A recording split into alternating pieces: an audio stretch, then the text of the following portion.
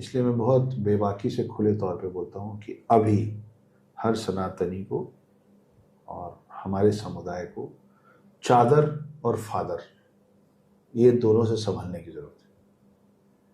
ये दोनों से संभलने की जरूरत है।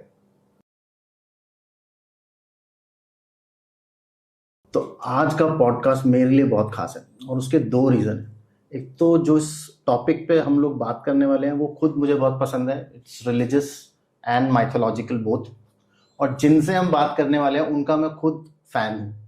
और अगर मैं उनकी ही भाषा में अगर उनको थोड़ा सा डिस्क्राइब करूँ तो he is a part time author, screenplay writer, lyricist and a full time house husband. He is none other than Akshat Gupta. कैसे हैं बहुत सर? बहुत धन्यवाद। बहुत अच्छा हूँ, बहुत बहुत धन्यवाद यहाँ बुलाने के लिए। मैं भी एक्साइटेड हूँ। सबसे पहले बता देते हैं कि आपकी हमारी मुलाकात पहली कैसे हुई थी। तो एक मिसकंसेप्शन जो और आजकल बहुत फैल गई है हमारे लोगों में कि रावण एक अच्छा इंसान था।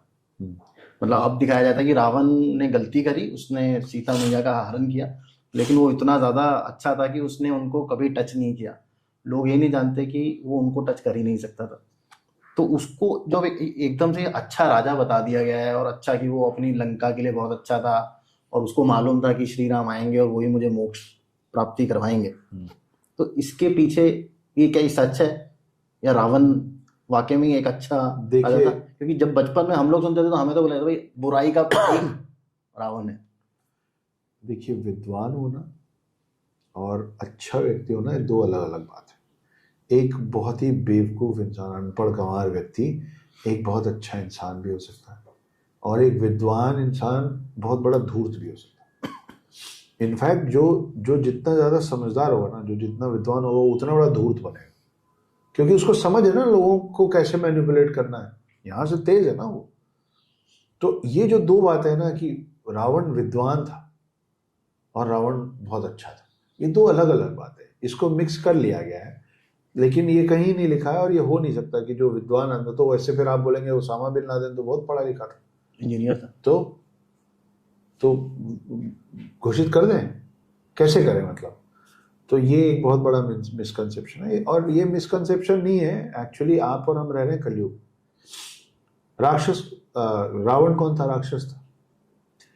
तो आज भी राक्षस तो यही बोलेंगे ना कि वो बहुत कमाल का व्यक्ति था, उनके लिए तो था। तो अगर आप यूएसए की तरफ खड़े हैं तो उसामा बिन लादेन बहुत बुरा था, पर अगर आप जिहादी हैं, मैं उदाहरण दे रहा हूँ, तो उसामा बिन लादेन बहुत अच्छा था। तो आप और हम अभी जिस जिस युग में है ना, वो है कलयुग, और इसमें हम सब के अंदर जो दानव है ना, वो ज़्यादा शक्तिशाली हो गया।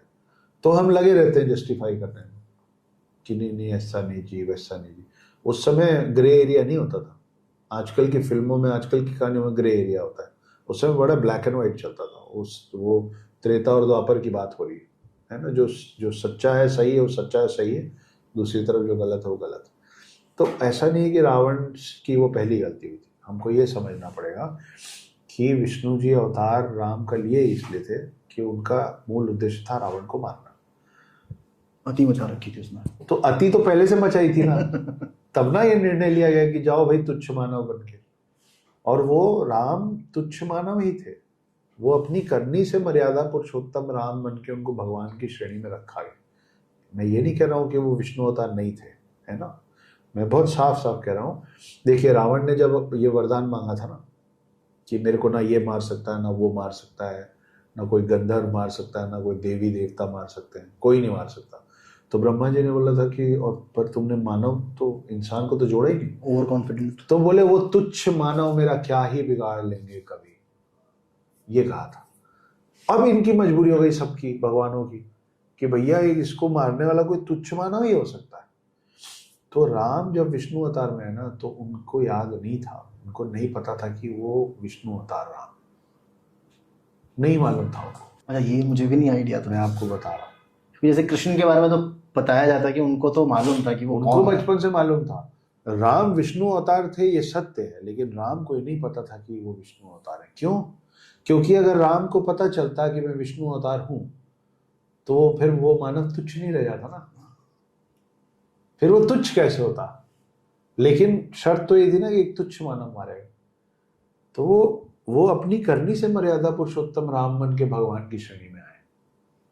कृष्ण उनको पता था, उनको शुरू से पता था कि मैं विष्णु अवतार हूं। उनको पता था मेरा पुनर्जन्म, मेरा पिछला जन्म राम थे।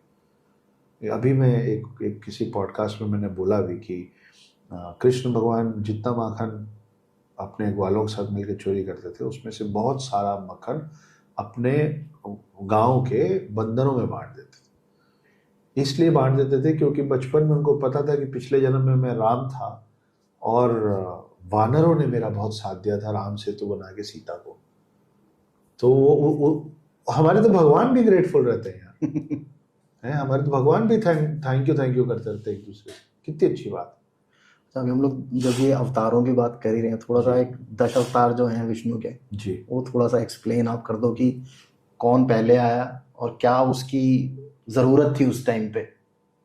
ठीक है भाई, अवतारों की तो देखिए और होते क्यों हैं अवतार, मतलब भगवान तो सब कुछ ठीक कर सकते हैं ना, क्यों उनको धरती पे आना पड़ता है कि भाई ये गड़बड़ हो रही है, अब इसको मुझे जाना पड़ेगा ठीक करने के लिए।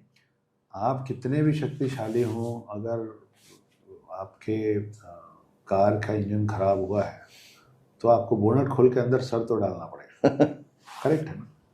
आप बंद बोनट से कैसे इंजन ठीक कर सकते?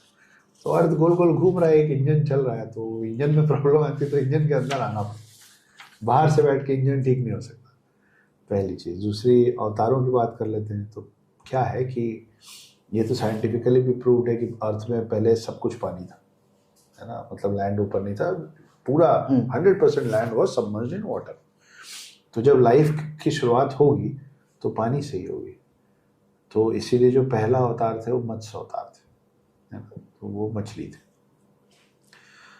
तो विष्णु जी प्रोटेक्टर है, ब्रह्मा क्रिएटर है। ब्रह्मा ने विश्व और अर्थ क्रिएट कर दिया, पर उसमें लाइफ ला के और उसको बढ़ाना और प्रोटेक्ट करने का काम विष्णु जी का था। तो आप डार्विन थ्योरी में देखेंगे तो वो पानी से शुरू हुआ, वहां से अब पानी में रहने वाला जो भी वो है, वो जमीन पे तो आ ही नहीं सकता, उनके तो गिल्स होते हैं ना, वो तो पानी के अंदर ही, मछली तो बाहर मर जाएगी। तो फिर अगला ऐसा कुछ अवतार चाहिए था जो पानी में भी रह सके और बाहर भी रह सके। तो वो कछुआ हुआ, वो गए कुर्म अवतार। वहां से फिर थोड़ा थोड़ा जमीन बाहर आने लग गया। तो कछुआ एक ऐसा प्राणी है जो आराम से पानी में भी रह सकता है और जमीन में भी रह सकता है। उसके बाद फिर आपका वराह अवतार है। वराह ही है ना कि क्रोकोडाइल? वराह ही तो थे ना। तो आप देखिए वो आइकॉनिक तस्वीर जो है, पृथ्वी उठा रखी है, पृथ्वी उन्होंने अपनी सींग में उठा रखी है पूरी। तो वो एक डिपिक्शन है कि कैसे अर्थ को, मतलब लैंड को पानी से निकाला गया, कि वहां पे लाइफ शुरू हुई। अच्छा, सबसे बड़ी बात सर ये है कि हमें भी तब भी पता था कि धरती गोल है। वो तो खैर तो हम लोग we are very bad marketers. मतलब अभी मेरे को पता चला कि हरे राम हरे कृष्ण जो लाइन है, राधे राधे, ये सब भी उन लोगों ने पेटेंट करा लिया है। हाँ, यूएसए में वो पेटेंट हो गया भाई, अब वो उनका हो गया। हल्दी पेटेंटेड है वैसे, यूएस में किसी कंपनी ने हल्दी पेटेंट करा दिया। बताइए, क्योंकि हजारों साल से यहीं उग रही है, और हमें तो कितने सालों से, बचपन से दादी वो कहती है भाई हल्दी वाला दूध पियो। वो एंटीबायोटिक। हाँ खैर, तो चोट में भी लगा रहे हैं पता नहीं, लेकिन वो पेटेंट अब उनका है, पता नहीं कैसे हो गया लेकिन हो गया। तो वराह अवतार की जो तस्वीर है उसके पीछे एक पूरी कहानी है। ये हिरण्यकश्यप थे जो क्षीर सागर के अंदर ले जाके पृथ्वी को डाल दिए निकलने के बाद। तो वो उनसे लड़के फिर उनको बाहर लाए, लेकिन उसका जो मेटाफोरिकल सिंबॉलिक वो है, वो ये है कि वराह मतलब एक कंप्लीट एनिमल एंड मैमल, हाँ, पावरफुल एनिमल। वो जमीन पे आ गया कछुए के बाद। उसके बाद फिर नरसिम्हा अवतार आता है। तो नरसिम्हा अवतार क्या है? नरसिम्हा अवतार पूरा इंसान का शरीर है और चेहरा है शेर का। तो शेर कौन होता है? शेर होता है कार्निवोरस, है ना?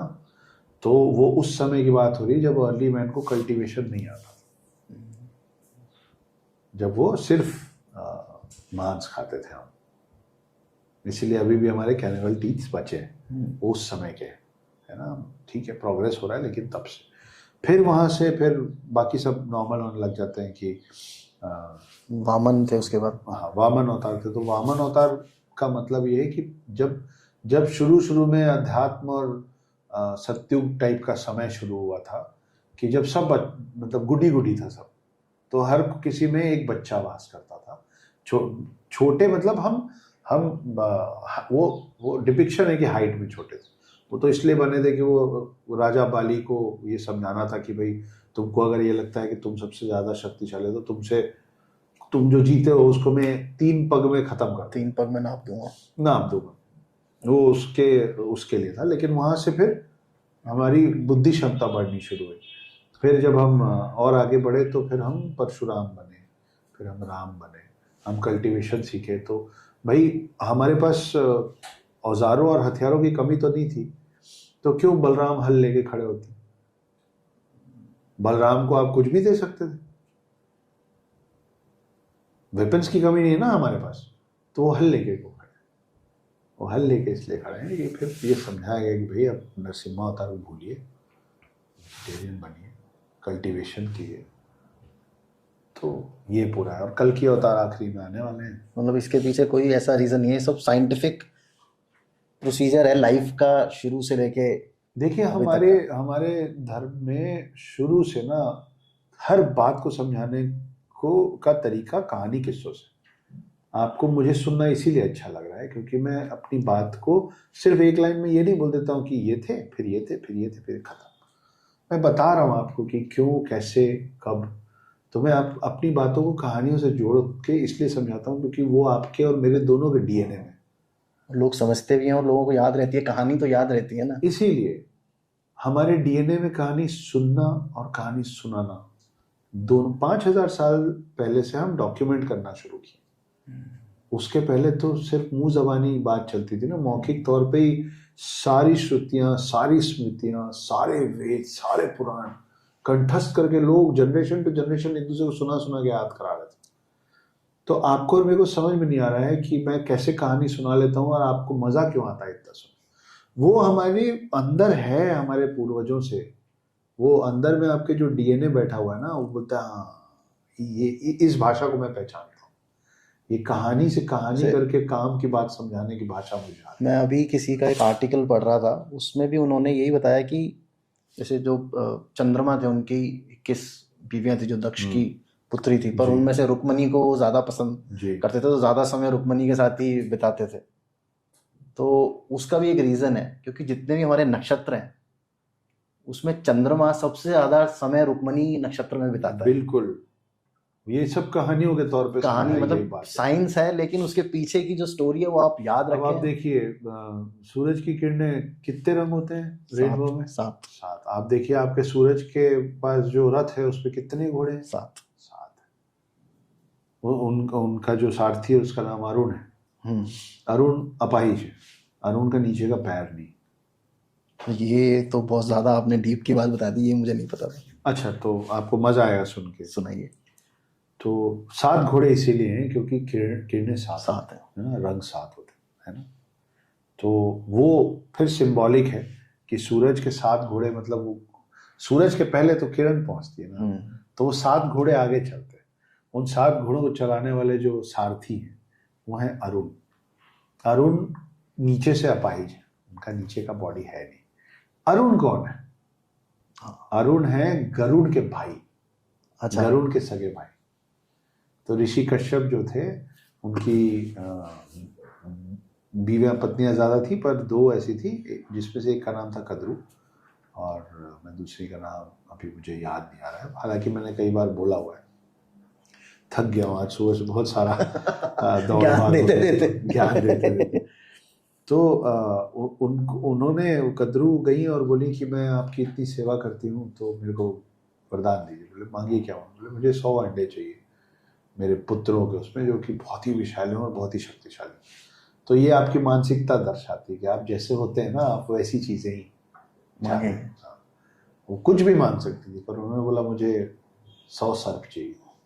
तब सर्प तो अंडों में होते हैं, तो उनको मतलब मुझे अंडे चाहिए नहीं था, मुझे 100 सर्प चाहिए, जो बहुत ही विशाल है। तो सांपों की पूरी प्रजाति जो है उनकी माँ है कद्रू।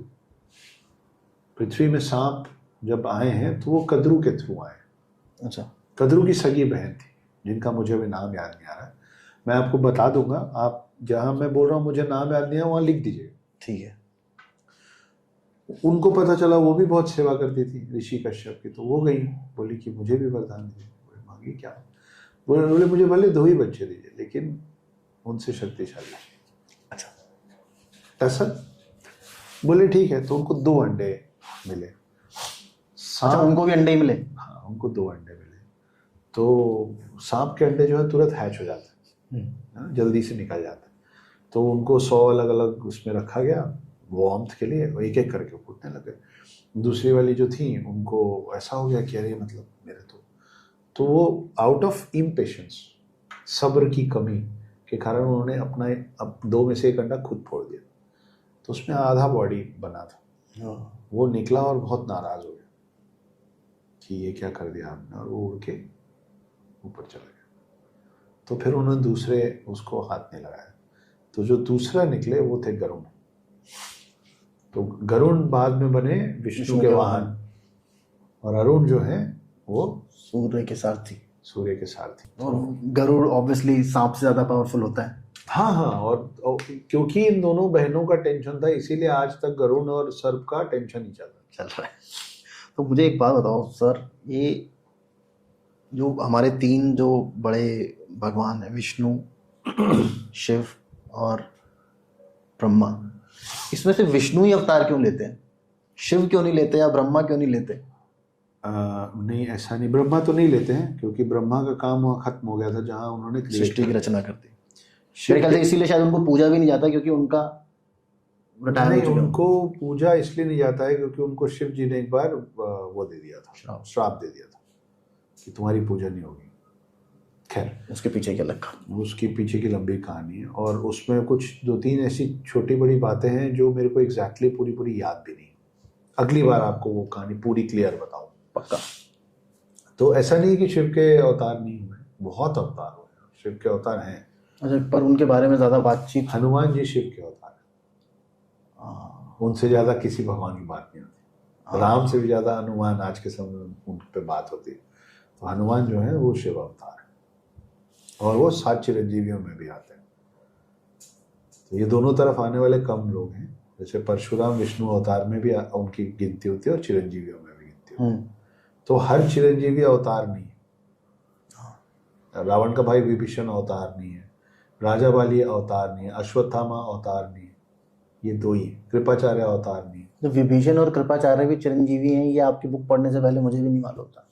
अच्छा, मैं यही बोल रहा हूँ ना कि ये सब बहुत चौंकाने वाली बातें हैं। कि मुझे जब अब कई लोग ये कहते हैं कि आपको इतना सारा कैसे मालूम है, मैं विद ऑल ड्यू रिस्पेक्ट मैं ये कहता हूँ कि मुझे बहुत ज़्यादा नहीं पता है, और सच कह रहा हूँ, not trying to be modest, सच में मुझे बहुत ज़्यादा नहीं पता है। प्रॉब्लम ये है कि आप सब लोगों को बहुत ज़्यादा कम पता है। ये सब बहुत बेसिक है, ABCD बता रहा हूँ मैं आपको। तो जब तक आप अक्षर का ज्ञान नहीं होगा, आप शब्द नहीं लिख सकते, आपको शब्द का ज्ञान नहीं होगा, आप वाक्य नहीं बना सकते। Unless and until you do not understand alphabets, you cannot right words, you don't understand words, you cannot make a sentence. I am only teaching you alphabets. और मुझे लगता है ये वो है जो सबको इतना तो आना ही चाहिए। मैं कोई रॉकेट साइंस नहीं समझा रहा। अभी चिरंजीवी की आपने बात करी जी। तो 7 चिरंजीवी हैं, आपका फेवरेट कौन है? ये कठिन है, नहीं, मैं नहीं बता पाऊंगा। और लेकिन आप बोलेंगे कि किसी एक अश्वत्थामा को और परशुराम को छोड़ के, मतलब Hanuman ji goes without saying. Hanuman ji हर बच्चे के बचपन के दोस्त। उनको साइड रख करते हैं, बाकी जो 6 हैं उनमें से अश्वत्थामा बहुत इंट्रीग करते हैं, सब बहुत ज़्यादा चलन में और बातचीत में। पर मुझे लगता है कि मैं I will go with Vedvyas. Vedvyas ji, बहुत ही अननोन एंटिटी है वेदव्यास। हाँ, तो मैं वेदव्यास इसलिए बोल रहा हूँ क्योंकि आप सोचिए कि एक बहुत बड़ा क्लैन है जो बोलता है कि महाभारत और ये सब जो है, ये सब मिथ्या है, ये हुआ ही नहीं है ना। कई लोग उसके प्रूफ हैं, हर जगह हैं, डेट्स हैं, प्लेसेस हैं जहाँ पे उनके बिल्कुल वो हैं, पर लेकिन हम लोग मानते नहीं। पर मैं वेद व्यास इसलिए बोल रहा हूँ कि वो लोग जो ये मानते हैं कि महाभारत कभी हुआ नहीं, और दूसरा साइड है जो मानता है कि सब महाभारत में जो हुआ सब हुआ। वेद व्यास इसलिए कि आप अगर वेद व्यास, अगर ये सब नहीं हुआ तो क्या कमाल की कहानी लिखा ये शख्स, और अगर ये हुआ तो ये सब कुछ देखा ये शख्स। तो आप दो में से किसी के भी साइड हैं, वेद व्यास रहेंगे। तो एज अ राइटर भी मैं तो वेद व्यास ही कहूँगा कि क्या कहानी लिखी। लेकिन मुझे कोई और मिल नहीं रहा जिससे मैं ये चीज़ पूछ सकूं कि जो देव थे और राक्षस थे जी, है ना, तो ये लोग कौन थे? क्या ये मनुष्य ही थे जो थोड़े से ज़्यादा पावरफुल होकर देव बन गए, या ये एक अलग ही स्पीशीज है, या जैसे उनके ऊपर हमारे 3 त्रिमूर्ति है जो उनको फॉलो करते हैं, फिर उसके बाद हम लोग आते हैं, तो ये क्या थे? और मैंने सुना है कि इंद्र जो है वो भी एक उपाधि है। जी, उपाधि ही है। इंद्र बदलते रहते हैं, जस्ट लाइक हमारी गवर्नमेंट बदलती है वैसे इंद्र भी बदलते हैं, और जब इंद्र बदलते हैं तो उसके जो पूरी कैबिनेट है वो भी बदल दी जाती है। करेक्ट। देखिए, मैं कुएं में जो मेढक रह रहा हूँ, जो कभी कुएं से बाहर ना निकला हो, उसके लिए पूरी दुनिया ना कुआं होता है, और उसके लिए आसमान सिर्फ उतना टुकड़ा आसमान होता है जो कुएं के अंदर से दिखता है। करेक्ट। क्योंकि उसको उस कुएं के ऊपर के टुकड़े के अलावा आसमान कभी देखा ही नहीं ना, तो उसको लगता है आसमान मतलब ये गोला। करेक्ट। हमको भी बहुत कुछ नहीं पता है, बहुत कुछ जो हमको पता था वो हमने कुछ ने मिथ्या बोल के छोड़ दिया, कुछ ने बीच में छोड़ दिया, तो अब हमारी समझ घटती चली गई, वो आने वाले वक्त में और घटेगी। आपको एक बहुत अलग सा पर्सपेक्टिव देता हूँ, बाद में सोचते रहिएगा, ठीक है। राक्षस और देव, मैं आपको एक प्रसंग सुनाता हूँ। शुक्राचार्य जो राक्षसों के गुरु थे, तो जो राक्षसों और देवों में युद्ध हो रहा था, देव हो चुके थे अमर, वो सागर मंथन अमृतपान वो सब हो गया, लेकिन राक्षस तो अमर नहीं थे, तो ये राक्षसों को मारते थे, सांझ हो जाती थी, ये वापस जाते थे। शुक्राचार्य शिव जी से ये वरदान ले आए थे कि वो मृत को जिंदा कर सकते थे। अच्छा, ये सच। तो वो जितने राक्षस पूरे दिन युद्ध में हजारों राक्षसों को ही मारते थे, अगले दिन जब युद्ध पे उतरते थे तो वो पूरे राक्षस फिर खड़ा हो जाते थे, रात भर में ओम फट स्वाहा कर देते थे, सब फिर जग जाते थे, ये खत्म ही नहीं हो रहा था। ठीक है। तो फिर देवों ने अग्निदेव को बुलाया और बोला हम जैसे ही मारेंगे ना भस्म कर देना, जब शरीर ही नहीं रहेगा तो जिंदा किसको करेंगे। ठीक है। तो आज भी जो हमारी पद्धति है ना अंतिम संस्कार की, अच्छा, वो वही है कि हमारे मरणोपरांत हमारे शरीर को अग्नि के सुपुर्द कर दिया जाता, और राक्षस ये चाहते थे कि उनको जलाया ना जाए, ताकि एक ऐसा दिन आए जब शुक्राचार्य आए और इन सबको फिर से जिंदा किया जाए। तो हम अग्नि के थ्रू मोक्ष की प्राप्ति की कोशिश में होते हैं, और दानव और राक्षस चाहते हैं कि हमको जलाया ना जाए। तो ये एक बहुत बड़ा फर्क रहा राक्षसों में और देवों की उनको खत्म करने के तरीके में। हालांकि वो खत्म कभी हो नहीं पाए, और वहीं से अभी तक राक्षस और देव अब वो दोनों हमारे अंदर होते हैं। हम डिसाइड करते हैं कि हम किसको ज़्यादा शक्ति प्रदान करेंगे अपने अंदर। तो होता क्या है कि कोई छोटी सी भी छोटे से फायदे के लिए भी आजकल अपन पता होता है हम गलत कर रहे हैं, लेकिन हम कर जाते हैं, तो वहाँ हम पे राक्षसी प्रवृत्ति या छल कपट लालच ईर्ष्या ये सब हावी हो जाता है। तो हम बोलते हैं कि गलत तो गलत सही, पर ये फ़ायदा बड़ा कर लो। वहीं कई लोग ऐसे होते हैं जो गरीबी में मुफलिसी में या कम उतना अर्जित नहीं कर पाते, क्योंकि वो उनमें देव अभी भी भारी है कि हो जाएगा बहुत फ़ायदा, लेकिन है तो गलत मैं गलत तरीके से फ़ायदा मुझे नहीं चाहिए, मैं सही रहूँ। जो अभी जब आप रिसर्च कर रहे होंगे आपने ऑब्वियसली इन 7 चिरंजीवियों के ऊपर रिसर्च करी होगी, तो कहीं कोई ऐसा व्यक्ति या कोई ऐसा कनेक्शन मिला आपको जिसने जो बोलता हो कि यार मैंने देखे हैं या मैंने अश्वत्थामा को देखा है? क्योंकि बहुत से लोगों ने उनको देखा है, मैंने सुना और पढ़ा है। मैंने भी पढ़ा और सुना ही है, पर मुझे मेरे अलावा अभी तक कोई ऐसा नहीं मिला है। अच्छा, ये बहुत अक्षत सर मज़ा आया आपसे बात करके। जो मुझे लगता है कि हम लोग और अगर मैं बात करने बैठूँ आपके साथ तो घंटों घंटों हम दोनों आपस में बात करते रहेंगे, क्योंकि मेरा भी बहुत ही फेवरेट मैं तो बोल रहा हूँ topic आप है। 10-15 मिनट और भी कुछ चाहें तो बात कर लीजिए, क्योंकि बात से बात निकलती है ना तो कुछ अच्छी चीजें नई बाहर आ जाती, हाँ, भूल जाते हैं मुझे हम कि मुझे क्या मुझे पढ़ा एक था। चीज़ अगर अगर आपके पास थोड़ा समय है, मुझे एक चीज़ पूछनी थी। मैंने कहीं पढ़ा था कि जैसे जब हमारे ऊपर आक्रमण होते थे बाहर से, तो वो स्पेशली मंदिरों को इसलिए तबाह किया जाता था, और मंदिरों के साथ साथ जो आसपास ब्राह्मण रहते थे वो उनको इसलिए मार दिया जाता था ताकि जो, क्योंकि ब्राह्मण ही नॉलेज देते थे। देखिए पुराने समय में ना 4 हिस्सों में पूरे समाज को बांटा गया।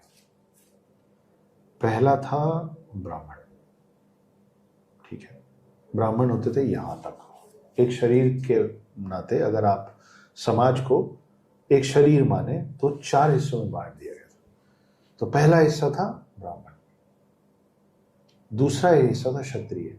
क्षत्रिय यहां से कंधे से शुरू होता था और छाती पे खत्म हो जाता था। तो ये बल का प्रतीक था कि कंधे मजबूत हैं, ढाल और तलवार उठाता है और छाती आगे लेके लड़ने को तैयार होता है रक्षा के लिए। यहां से नीचे घुटने तक, यहां से घुटने तक वो होते थे वैश्य। वैश्य कौन होते थे? ये वो होते थे जो जितने कारोबारी होते थे, व्यापारी होते थे, कि उनका पूरा ध्यान इतने में ही रहता था, बच्चे करना, खान पान करना, व्यापार करना। और वो उतना सोच पाते थे कि मैं ऐसा क्या कर लूं कि मेरा धन धान्य बढ़ जाए, मेरा पेट बढ़ जाए और मेरे परिवार का पेट पल जाए। तो आपके यहाँ से लेके वहां तक में 2 पार्ट्स आते हैं, मेनली पेट आता है और आपका गुप्तांग आता है। तो उनका काम, मतलब उनके दिमाग में ज़्यादातर यही चलता था कि मेरा अगला उत्तराधिकारी कौन बने, मैं जो इतना पैसा अर्जित कर रहा हूँ उसको भोगेगा कौन। तो ये सब लाइनें ब्राह्मणों का दिया हुआ है कि पूत सपूत तो क्या धन संचय, पूत कपूत तो क्या धन संचय। लेकिन वैश्य को ये बात कभी समझ नहीं आई, इसीलिए वो हमेशा जमा करते रहते, और जमा कर लो और जमा कर लो और जमा कर लो, क्योंकि उनको नहीं समझ में आता है कि पूत अगर सपूत है तो खुद कमा लेगा और पूत अगर कपूत है तो सब बर्बाद कर देगा। तो दोनों तरीके से तुम अपनी जरूरत के अलावा जो अर्जित कर रहे हो ना, तो तुम अपना समय और मेहनत वेस्ट कर रहे हो, उससे अच्छा अपना जीवन जी लो। आज भी वैश्य वही कर रहा है। और घुटने के नीचे कहा जाता था शूद्र, समाज के चौथे तबके को। वो इसलिए कहा जाता था क्योंकि वो शरीर से बहुत कठोर होते थे लेकिन बुद्धि से कमजोर होते थे, लड़ाई नहीं कर सकते थे। तो वो ना यहाँ हो पाते थे, ना यहाँ हो पाते थे और ना उसके नीचे हो पाते थे। उनको व्यापार की समझ नहीं थी, उनको युद्ध नीति की समझ नहीं थी, उनको लीडरशिप नहीं आती थी, इसलिए वो राजा नहीं बन सकते थे और वो बुद्धि से कमजोर थे। ये सच है, इसमें कोई बुराई नहीं है भाई, कोई भी बुद्धि से कमजोर हो सकता है। तो मैं उनको हैंडीकैप नहीं बोल रहा हूँ, है ना। अपने घर के अंदर 4 बच्चे होते तो कोई बहुत तेज होता है, कोई कमजोर होता है, उसमें क्या हो। उनको कहा गया था शूद्र। तो उनको वो सारे काम दे दिए गए थे जिसके जो वो ढंग से कर पाते थे। मैं ये नहीं कह रहा हूं कि जिसके वो लायक थे, जो वो ढंग से कर पाते थे, वो सारे नीचे के काम आते थे। नालियां साफ करना, जूते बनाना, बोझा उठाना, जिसमें शारीरिक तौर पे शक्ति चाहिए क्योंकि थकान वाले काम है ये सारे, लेकिन बुद्धि की जरूरत नहीं है। तो ये 4 पार्ट्स में हमको डिवाइड किया गया था। सवाल क्या था कि मंदिरों को क्यों तबाह किया जाता था, ब्राह्मणों को क्यों मारा जाता था जब हम पे अटैक होता था? तो ये जो ब्राह्मण थे ना, जो हेड पार्ट है, वो इन बाकी के नीचे के तीनों को रूल करता था। नॉलेज सबको रूल करती है, नॉलेज सबको रूल करती है। तो अच्छा, उस समय के मंदिर सिर्फ मंदिर नहीं होते थे, उस मंदिर के आसपास उस पूरे कल्चर को देखा जा सकता था। पढ़ाई उसी के आसपास होती थी, गुरुकुल उसी के, मंदिर के ही प्रांगण में कई बार गुरुकुल होते थे। जितने कल्चरल इवेंट्स होते थे पूरे साल में वो मंदिर के ही आसपास होते थे। पहले, अब जो गली गली में मंदिर हो गया ना, ऐसा नहीं होता। पहले एक गांव में, एक छोटे कस्बे में एक बड़ा मंदिर होता था, ताकि सब लोग एक जगह इकट्ठा हो, जो कि बहुत जरूरी था। आप देखते हैं अब होलिका दहन, हर गली में एक होलिका दहन हो रही है, ये गलत है। अभी कितने सारे रावण जलते हैं एक साथ हर शहर में, हर ग्राउंड में एक रावण जल रहा है, ये गलत है। होना ये चाहिए कि गणेश पंडाल कितने लगते हैं, सबको एक साथ आना चाहिए। आप बनाओ ना 800 फुट का एक गणेश यार, कि उतना बड़ा गणेश कभी बना ही ना हो। और आप सोचिए कि टोमाटिनो फेस्टिवल और पता नहीं क्या क्या देखने हम लोग इधर उधर जाते हैं, एक ऐसा गणेश बनाइए हर गांव में या हर शहर में, और आपस में शहर टू शहर कंपटीशन करो ना कि किसका गणेश। सब हम क्या कर रहे हैं, हम गली टू गली कंपटीशन कर रहे हैं, छोटा सोच रहे हैं। अगर पूरा एक शहर मिलके चंदा तो इकट्ठा करते हैं, सब खुशी खुशी देते हैं। आप सोचिए कितना बड़ा चंदा इकट्ठा हो और कितने बड़े गणेश जी, कितनी बड़ी दुर्गा माता बने, एक पंडाल। वहां जब इतना बड़ा समुदाय जमा होगा तो ना आप एक नए लोगों से मिलेंगे, कुछ नया सीखेंगे। अभी क्या होता है, 5 लोग एक म्यूजिक का डेक लगा कर डांस करते रहते। तो ये उसलिए होता था कि एक जगह सब कुछ है, नॉलेज, पावर, कल्चर, एजुकेशन। तो अगर आप किसी शरीर का हाथ काट देंगे ना तो जिंदा रहेगा, आप पेट पे मार देंगे ना तो भी बच जाएगा, आप सर धड़ से अलग कर देंगे ना तो पूरा शरीर ढह जाएगा। तो ये ब्राह्मण जो सर था, अगर आप उसको काट देंगे तो निर्जीव होकर समाज के बाकी तीनों तबके ढह जाएंगे। तो वो समझ थी। प्लस मंदिरों को इसलिए ध्वस्त किया जाता था क्योंकि मंदिरों में बहुत पैसा होता था, बहुत खजाना होता था। आज भी होता है पर उस समय और ज्यादा होता था क्योंकि सारी चीजें मंदिरों से ऑपरेट होती थी। तो वो ऑपरेट करने के लिए जितना, मतलब जिनको दान पुण्य करना होता था वो वहीं जाके दे देते थे, और जो जरूरतमंद होते थे उनको वहीं से मिल जाता था। Kind of a bank, but not in the terms of earning interest. तो वो सब चीज अगर आपको खराब करना है तो आप एक गला काटिए और एक जगह तोड़ दीजिए, वो है मंदिर और वो है ब्राह्मण, तो आपका समाज ध्वस्त होगा। अब हम लोग ये इसी बारे में बात ही कर रहे हैं, जिसको लेके आई थिंक भारत को, इंडिया को बहुत ही बैकवर्ड माना जाता है, जाति प्रथा। जी, है ना। जाति प्रथा, मैं उसको वर्ण प्रथा बोलूंगा। जाति प्रथा तो बहुत छोटी छोटी जातियों में पड़ जाती, वर्ण प्रथा थी। क्या ये वाकई में इतनी स्ट्रिक्ट थी कि भाई तुम अगर शूद्र हो तो तुम शूद्र ही रहोगे? जबकि बहुत से एग्जाम्पल हैं जहाँ पे शूद्रों ने राज भी किया है, ठीक है, और शूद्रों ने हमारे वाल्मीकि छोटे तबके के थे, लेकिन रामायण जो हमारा सबसे बड़ा महाग्रंथ है वो वाल्मीकि जी ने लिखा है, शबरी। तो ये क्या वाकई में हम लोग इतने बैकवर्ड थे, या ये फॉरेन इन्वेडर्स ने हमें बता दिया कि यार वहाँ तो सब लोग बस ये बीन बजाते हैं और सांप नचाते हैं? तो आप ये सोचिए कि यहाँ पे अंग्रेज और मुगल पहले आए कि आपकी रामायण पहले लिखाई। रामायण, पूरे रामायण की जो लोग पूजा कर रहे हैं वो ब्राह्मण है ना। लिखा किसने है? वाल्मीकि। शूद्र ने लिखा है ना। उसमें उसने लिखा क्या है कि भगवान राम शबरी के जूठे पेड़ खाए। तो उसमें लिखा हुआ है ना कि आप भेदभाव मत करो। यहाँ अछूत होने की बात होती है, छुआछूत की बात होती है। आपका भगवान आपको खुद समझा रहा है कि उसका जूठा भी खाओगे तो कुछ नहीं होगा। आप जिस किताब को माथे सर लगा रहे हैं वही शूद्र ने लिखा है। बाद में आपका जो पूरा आपका कॉन्स्टिट्यूशन की जो बुक है वो अम्बेडकर साहब ने लिखी है ना। तो ये हमारे में था। मैं ये नहीं बोल रहा हूँ कि नहीं हम तो पाक सफ़ेद थे कुर्ते जैसे, नहीं था, लेकिन उसको ना एम्पलीफाई कर दिया गया विद टाइम। हर जगह देखिए हर चीज़ में कमी होती है। हम एक लौती ऐसी कौम है जो अपने ग्रंथों में खुद कमी निकाल के उसके सुधार के लिए हमेशा तत्पर होते हैं। और अलाउड है, हमें अलाउड है। सबसे पहले महीनों महीनों का शास्त्रार्थ होता, बहस चलती थी शास्त्रों में। वो किस तरीके की बहस होती थी? जैसे अभी लॉ स्कूल्स में होती है, जैसे अभी कोर्ट्स में होती है कि एक बैठता था और दोनों तरफ से तब हम फलाने शास्त्र में तो ये लिखा, नहीं लेकिन फलाने शास्त्र में तो ये लिखा। जो जीत जाता था उसकी बात मान के उस चीज को सुधार दिया, जैसे साइंस में किया जाता है। जैसे साइंस में किया, अगर कोई एक थ्योरी डिसअप्रूव हो गई है तो उसको हटा के जो करेक्ट थ्योरी है वो डाली जाती है। तो और आज भी भाई नए आर्टिकल्स लागू हो रहे हैं, पुराने कुछ ऐसे रूल्स रेगुलेशन हैं जिसको चेंज किया जा रहा है। हमको इस बात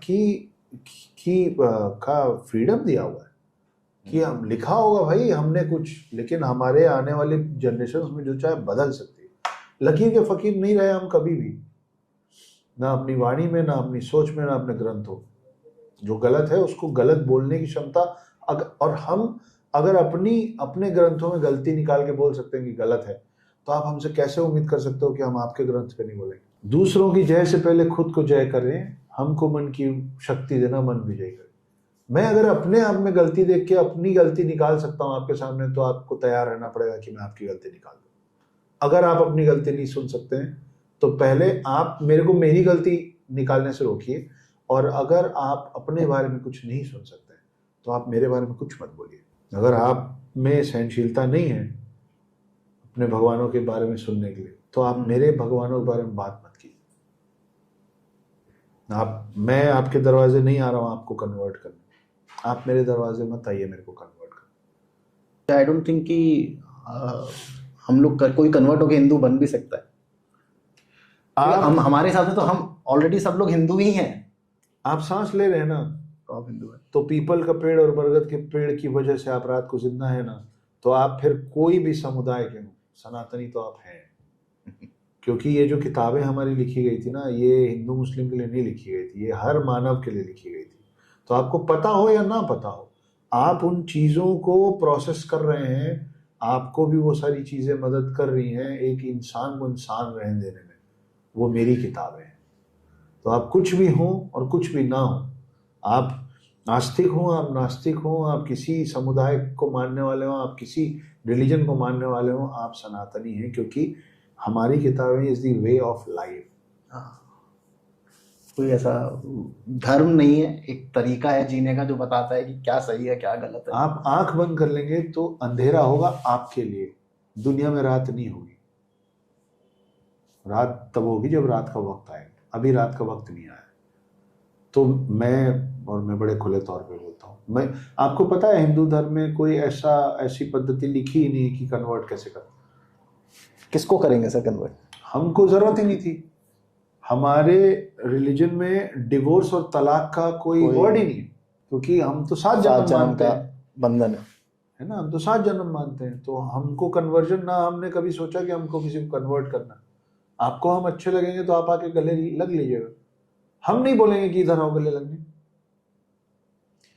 इसलिए मैं बहुत बेबाकी से खुले तौर पे बोलता हूँ कि अभी हर सनातनी को और हमारे समुदाय को चादर और फादर, ये दोनों से संभलने की जरूरत है। ये दोनों से संभलने की जरूरत है।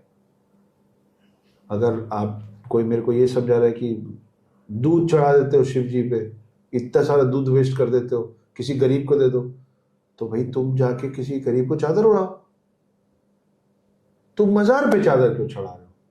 उनको थोड़ी ना ठंड लग रही है।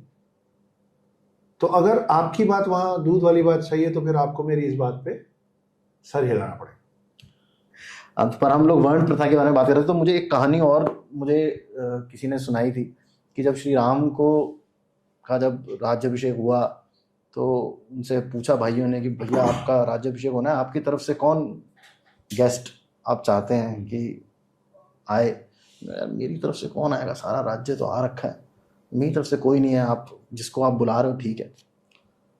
तो जैसे ही लक्ष्मण जी जाने लगे तो उन्होंने, नहीं यार एक बंदा है जिसको मेरी तरफ से प्लीज़ आप इनवाइट कीजिएगा। उन्होंने इनवाइट किया केवट को। तो पूरे राज्याभिषेक में जो श्री राम की तरफ से एक आदमी इनवाइटेड था, वो था केवट, जो कि छोटी जाति के थे। ये वही है ना, ये सब ऑलरेडी लिख के हमको समझाने की कोशिश की गई। समझने वाले समझे भी, ठीक है, कुछ होंगे कुछ ब्राह्मण उस समय के जो बहुत ज़्यादा दूरी बना के चलते होंगे, या अछूत जैसे शब्द जो अब अलाउड भी नहीं है, लेकिन मैं पुराने समय के संदर्भ में कह रहा हूँ। ये गलत है ना। तो अगर वो मेरे कल्चर की कमियां थी तो मैं बोल रहा हूँ ना कि गलत था, और उसको ठीक किया गया, उसको ठीक कर लिया ना। तो इतना ये कोई रॉकेट साइंस नहीं। आप भी अपनी बुद्धि इतनी खोल लीजिए कि अगर कुछ गलत उस समय के हिसाब से वो सही होगा जो उन्होंने लिखा होगा, लेकिन आप किस समाज में, किस दुनिया में, किस वक्त में रह रहे हैं, उसके हिसाब से बदलना पड़ेगा ना। जिंदा है तो अभी से क्यों अकड़ रहे हैं, मरने के बाद अकड़ लीजिएगा।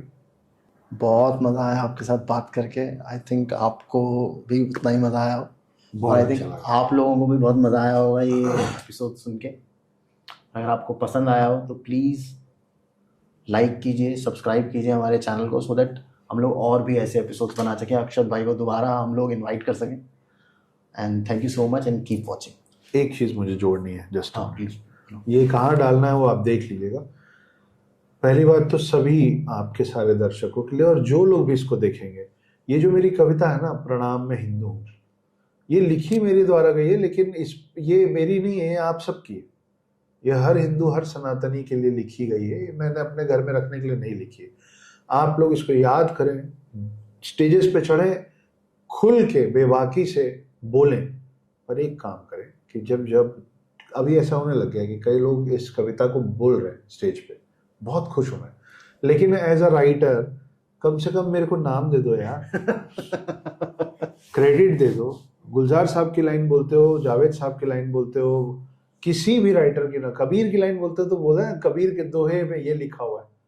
हम तो कोई नहीं है, सब लोग के सामने बहुत छोटे हैं, लेकिन हमको कम से कम बता दो लोगों को कि भाई ये जो मैं लाइनें बोल रहा हूँ अक्षत गुप्ता की, तो आप लोग खुल के इस पूरी कविता का पाठ करें, मंचों पे करें, स्टेज पे करें, अकेले करें, जैसे करना करें, लेकिन नाम बता दो यार। ऐसा मत कीजिए।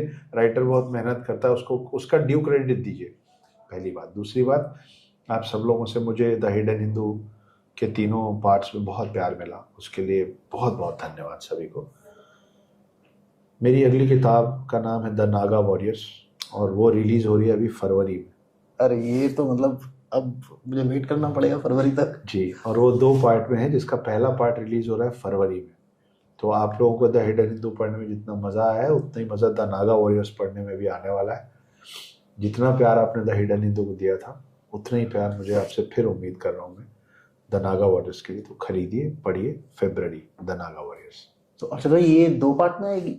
ये 2 ये नहीं, ये 2 पार्ट। तो 2 पार्ट के बीच में डिफरेंस कितना होने वाला है, मैं उस हिसाब से पढ़ूंगा। 6 महीने। पहला पार्ट फरवरी में, दूसरा पार्ट सितंबर अक्टूबर। इतना तो चलो वेट किया जा सकता, नहीं तो मेरा, अगर सीरियसली मैं बता रहा हूँ, मैंने जब हिडन हिंदू पढ़ी जी, तो मैं तो बहुत खुश था कि भाई तीनों पार्ट मुझे एक साथ मिल गया, क्योंकि अगर वो एक एक करके मैं पढ़ता तो मेरा दिमाग खराब हो जाता। कटप्पा ने बाहुबली क्यों मारा? तो इसमें कटप्पा का तो फिर भी इधर उधर से कुछ कुछ पता चल जाता, इनका पता चलना बहुत मुश्किल था। पता चलता। हाँ, ओम और नागेंद्र दोनों एक ही व्यक्ति कैसे हैं? ये भी बहुत बड़ी मिस्ट्री। चलिए, यानी ये बहुत बहुत धन्यवाद। तीसरी बार हम लोग एंड कर रहे हैं। तो प्लीज प्लीज प्लीज चैनल को लाइक एंड सब्सक्राइब जरूर कीजिए, क्योंकि हम लोग बहुत मेहनत करते हैं एक एपिसोड बनाने में, बहुत लोग मेहनत करते हैं। सिर्फ दिखाई हम 2 लोग दे रहे हैं, लेकिन इसके पीछे काफ़ी बड़ी टीम होती है जो रिसर्च भी करती है, क्वेश्चंस भी लिखती है। प्लीज़ सब्सक्राइब कीजिए चैनल को, हमें बहुत अच्छा लगेगा। कैमरे के पीछे बैठे हैं सर विनोद और रवि जी। चलिए, थैंक यू सो मच।